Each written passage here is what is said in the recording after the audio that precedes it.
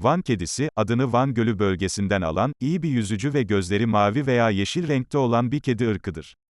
Göz renkleri mavi, kehribar ve tek göz şeklinde 3 gruba ayrılır.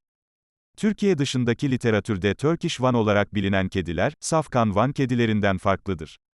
Safkan Van kedileri genellikle tamamen beyazdır ve en dikkat çekici özellikleri uyumsuz gözlere sahip olmalarıdır. Türün en değerli üyeleri genellikle biri kehribar, biri mavi göz renklerine sahiptir. Van kedileri gelişmiş yüzme yetenekleri ve değişen göz renkleriyle öne çıkar. Bu özellikleriyle tanınan Van kedisi, genetik araştırmalarda da ilgi odağı olmuştur. Türkiye'de Van Kedisi Araştırma ve Uygulama Merkezi de bulunmaktadır.